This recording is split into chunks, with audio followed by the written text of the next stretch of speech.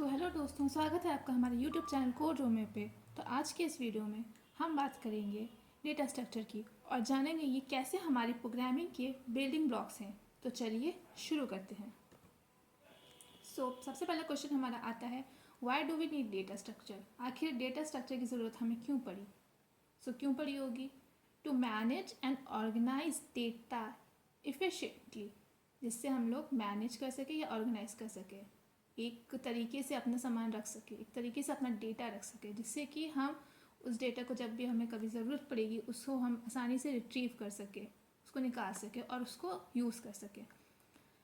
तो यहाँ पे क्या दिया गया है, enable faster data processing and retrieval. अब मान लीजिए हमें किसी ऑपरेशन के लिए हमें डेटा चाहिए। अब डेटा अगर मैसी फॉर्म में रखा होगा तो हमें उसको ढूंढने में टाइम लगेगा, और फिर हम उसे ढूंढने निकलेंगे, तब डेटा जाके मिलेगा, फिर हम उसमें कुछ ऑपरेशंस कर पाएंगे, तो ये टाइम कॉस्टली ऑपरेशन हो जाएगा। बट अगर हमारा डेटा किसी सीक्वेंस में रखा है तो हम उसे आसानी से ढूंढ लेंगे, जल्दी डेटा मिल जाएगा, तो जल्दी हमारे ऑपरेशन परफॉर्म करेंगे, जल्दी ऑपरेशन परफॉर्म करेंगे तो हमें जल्दी रिजल्ट मिल जाएगा। तो enable faster data processing and retrieval. फिर क्या आता है, essential for solving computational problems. अब ये डेटा जल्दी मिल जाएगा तो भैया हम जल्दी से उसमें अपना ऑपरेशन लगा देंगे, यहाँ पे ये है, यहाँ पे ये है, ठीक है। फिर अगर हम बात करें इसकी डेफिनेशन की, तो जैसा कि मैंने इसकी प्रीवियस वीडियो में बताया कि data structure is a way to organize, manage and store data for efficient access and modification. अब इफ़िशिएंट एक्सेस की तो बात कर ली, अब मॉडिफिकेशन की बात करें। अब हमें पता है कि ये डेटा हमारा यहाँ पे रखा है, लेकिन अब हमें अपना ये जो रखा हुआ डेटा है वो मुझे अब वहाँ उस जगह पे अच्छा नहीं लग रहा। मान लीजिए हमारे पास एक कबर्ड है, वहाँ पे मैंने अपनी टी शर्ट रखी है, पर मुझे अब अच्छा नहीं लग रहा, मैं यहाँ पे अब टी शर्ट नहीं रखूँगी, मैं यहाँ पे अब कुछ और रखूँगी। अब तो हम वहाँ पे अपनी टी शर्ट हटा के अपनी जीन्स भी रख सकते हैं, तो ये हमारा हो गया मॉडिफिकेशन। तो उसे ऑर्गेनाइज कर सकते हैं, मैनेज कर सकते हैं, अच्छी जगह स्टोर कर सकते हैं, ईजिली एक्सेस कर सकते हैं, मॉडिफाई कर सकते हैं। तो अब बात करते हैं इसके एग्जाम्पल्स की। तो हमारे पास 8 तरीके के हैं। पहला क्या है, एरे, दूसरा लिंक लिस्ट, तीसरा स्टैक्स, क्यूज, ट्री, ग्राफ और हैश टेबल। ये तो अब इसके बारे में हम आगे जानते हैं ये क्या होता है, बट हम इसके बारे में डिटेल में किसी दूसरी वीडियो में बात करेंगे। बट यहाँ पे आपको छोटा सा ओवरव्यू दे सकते हैं। एरे, तो एरे आप इस तरीके से इमेजिन कर सकते हैं कि बुक्स हैं जो कि शेल्फ पे अच्छे से अरेंज है, एक सीक्वेंस में अरेंज है, कि फर्स्ट सबसे पहले जो बुक है वो हमारी ये वाली बुक है रूम, फिर दूसरी है, फिर तीसरी है, फिर चौथी। तो ये है एक हमारा एरे हो गया। अब स्टैक को हम इस तरीके से इमेजिन कर सकते हैं, प्लेट स्टैक्ड इन ए कैफेटेरिया। अब कैफेटेरिया में हम कोई भी प्लेट रखते हैं, ठीक है, धो के रखी, वो सबसे नीचे चली गई, फिर दूसरी प्लेट रखी, वो उस प्लेट के ऊपर रख दी, फिर तीसरी प्लेट रखी, उसके ऊपर रख दी। लेकिन जब हमें प्लेट निकालनी हो, प्लेट में कुछ रख के खाना हो, तो जो प्लेट सबसे ऊपर है उसमें से ही निकाल कर हम खाएंगे, वही प्लेट तो हम निकाल के खाएंगे। तो वो हो गया स्टैक। इसी को हम कहते हैं लास्ट इन फर्स्ट आउट, जो सबसे लास्ट में रखी गई है उसी को सबसे पहले भेज दिया गया, उसी प्लेट में सबसे पहले खाने लगे। फिर क्यू को हम इस तरीके से इमेजिन कर सकते हैं, people standing in A line. मान लीजिए हमारे एटीएम मशीन में लाइन लगी हुई है, एटीएम मशीन से पैसे निकालने की लाइन लगी है। अब जो भी उस लाइन सबसे आगे लगे होगा वही सबसे पहले एटीएम में जाके पैसे निकाल सकेगा, जो बाद में आया वो ये सबसे बाद में जाएगा। तो इसी को हम कहते हैं फीफो। फिर ट्री, अब ट्री क्या होता है, इसको हम फैमिली ट्री मान सकते हैं।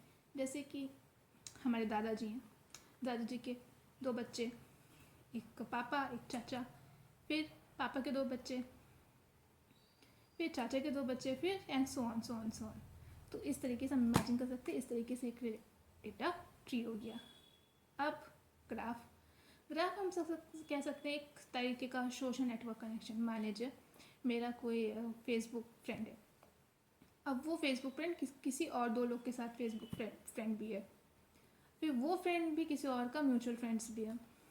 तो ये सब चीज़ें ग्राफ में होती है। हालांकि इन सब डेटा स्ट्रक्चर के डिटेल में हम बात करेंगे अपनी दूसरी वीडियोस में।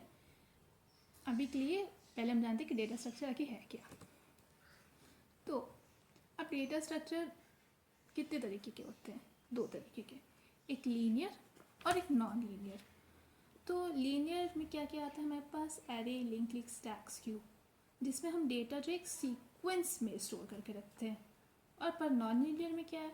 तो नॉन लीनियर में ऐसा डेटा रखते हैं जिनकी रिलेशनशिप थोड़ी कॉम्प्लेक्स होती है। हालांकि आजकल सारी रिलेशनशिप कॉम्प्लेक्स होती है, बट यहाँ पे ये ठीक है।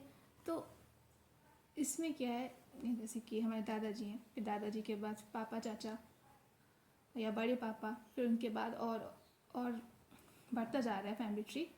तो रिलेशनशिप्स क्या हो रही है, धीरे धीरे कॉम्प्लेक्स होती जा रही है। समझने में थोड़ा टाइम लग रहा है कि ये इनके कौन होंगे, ये इनके कौन होंगे, तो थोड़ा सा आ जाता है नॉन लीनियर में। अब डायनेमिक वर्सेस स्टैटिक भी आता है। अब डायनेमिक में क्या है, मान लीजिए लिंक लिस्ट है, एग्जाम्पल इसका लिंक लिस्ट है, इसका फ्लेक्सिबल साइज है। मान लीजिए हमारे पास कुछ अमाउंट ऑफ मेमोरी है, हमने डेटा स्टोर कर दिया, फिर बाद में देखा अरे मेरा डेटा तो भर गया, मुझे और मेमोरी चाहिए, तो हम क्या यूज़ कर सकते हैं? Link list. पर एरे में क्या है, अगर मैंने सोच लिया कि एरे में हमने डेटा 5 साइज़ का बना दिया, तो हम 5 साइज़ तक का ही डेटा स्टोर कर सकते हैं, उससे ज़्यादा नहीं कर पाएंगे। अगर हमें उससे ज़्यादा चाहिए तो हम नहीं स्टोर कर पाएंगे।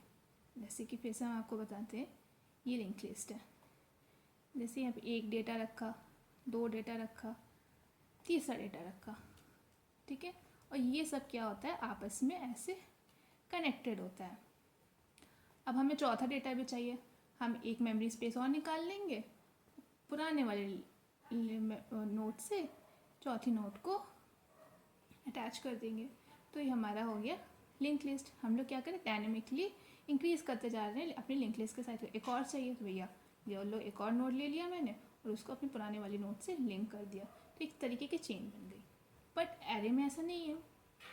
एरे में क्या हो रहा है, अब मान लीजिए हमने एरे को कह दिया 2 ब्लॉक में डिवाइड है, यहाँ पे एक डेटा, यहाँ पे दूसरा डेटा, पर अब हमें तीसरा डेटा भी चाहिए, तो भैया तीसरा डेटा चाहिए हमारे तो एरे में खाली 2 डेटा रखने की जगह तो तीसरा कहाँ से रखे? तो ये एरे का ड्रॉबैक हो गया और ये एरे इंक्रीज का एडवांटेज हो गया। पर जहाँ पे हमें पता है कि हमारे पास इतना ही डेटा है, तो वहाँ पे हम एरे यूज़ कर लेते हैं, ठीक है। अब ऑपरेशंस ऑन डेटा स्ट्रक्चर। अब हम डेटा स्ट्रक्चर्स में कौन कौन सा ऑपरेशन कर सकते हैं, जैसे कि इंसर्ट, डिलीट, अपडेट, रिट्रीव। अब हमें कोई डेटा एंटर करना है, ये हमने अपने डेटा स्ट्रक्चर में रख दिया, डिलीट करना है, डिलीट कर दिया, हमें मॉडिफिकेशन करनी है, उसमें कुछ मॉडिफिकेशन कर दिया या फिर रिट्रीव कर लिया। अब मान लीजिए हमारा डेटा रखा है, अब हमें इसको सॉर्ट करना है। जाते हैं, मेरे पास खूब सारे कपड़े हैं, मान लीजिए हम चाहते हैं कि हर डेटा अपनी लेंथ के हिसाब से अरेंज हो जाए। मान लीजिए नंबर है 1 2 3 4 6 10 11, तो सॉर्टिंग हो गई 1 2 3 4 5 6 7 8 9 10। या फिर सर्च करना है, हमें सर्चिंग में आसानी हो गई।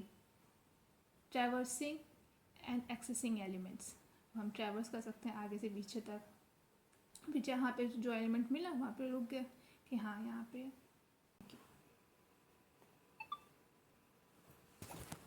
Importance in algorithm.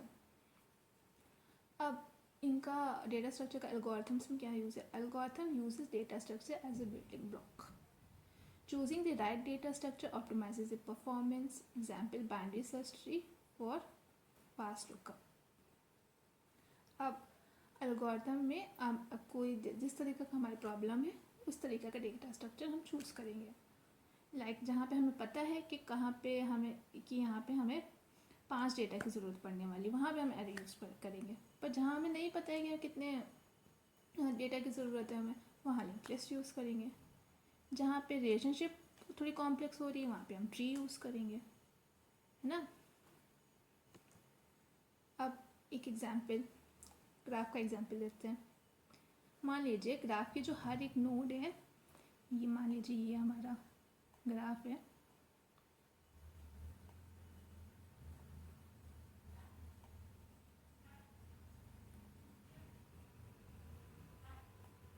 ठीक है।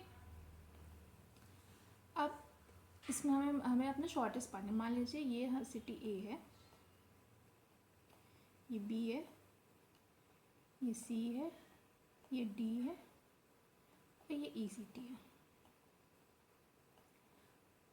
अब हम चाहते हैं कि हम ए सिटी से सी सिटी पहुंच जाए, तो सबसे कम टाइम हमें कैसे लगेगा, कब लगेगा? इस नोट से इस नोट पे आ जाए सीधे। तो यहाँ पे हमें दिख रहा है कि यहाँ पे सबसे कम लेंथ है ना, डिस्टेंस कम है, आराम से पहुँच गया ए से सी से। बट ए से सी पहुँचने का खाली यही रास्ता तो नहीं है, हमारे पास तो ये भी रास्ता है, ए से बी में जाए फिर सी में जाए, ये भी। पर हमें टाइम यहाँ ज़्यादा लग रहा है, डिस्टेंस ज़्यादा कवर करनी पड़ी है। ए से डी में जाके ई में जाके दोबारा सी में भी जा सकते हैं। तो इस तरीके से हम फाइंड करते हैं कि कौन सा शॉर्टेस्ट पाथ है। तो जो हमारे गूगल मैप्स वगैरह भी आपको वो चीज़ें दिखाते हैं कि इस रास्ते से जाइए तो जल्दी पहुंच जाएंगे, तो वो ग्राफ का ही यूज़ करते हैं। So thanks for watching. अगर आपको इस वीडियो पसंद आई हो तो प्लीज़ लाइक एंड सब्सक्राइब।